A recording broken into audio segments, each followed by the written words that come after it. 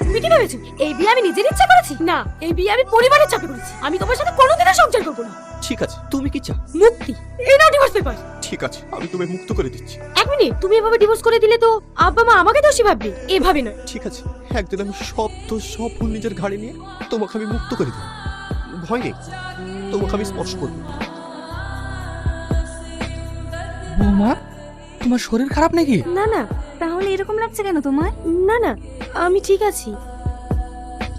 স্নেহা, তুমি কি ভেবেছো এইসব গিফট দিয়ে আমাকে মানিয়ে নেবে? কখনো না। Happy birthday Sneha. জন্মদিনের অনেক শুভেচ্ছা রইল। তোমার দিদির মুখ থেকে শুনেছিলাম তুমি এগুলো পছন্দ করো।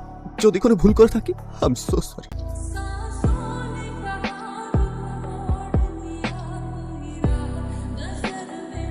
আরে কি করছিস এসব? এসব যে তোর পছন্দ না। সবকিছু নিজের ইচ্ছা মতো হয়। নেহা চলে যাক সেটা তো আমি চাই। নেহা চলে গেল তো এটাই হয়।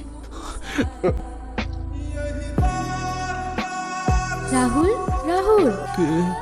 এসো নেহা, এসো এসো। নেহা, নেহা, তুমি আবার আমাকে ছেড়ে চলে গেলে নেহা। তুমি বিশ্বাস করো, আমি তোমাকে ছাড়া ভালো নেই।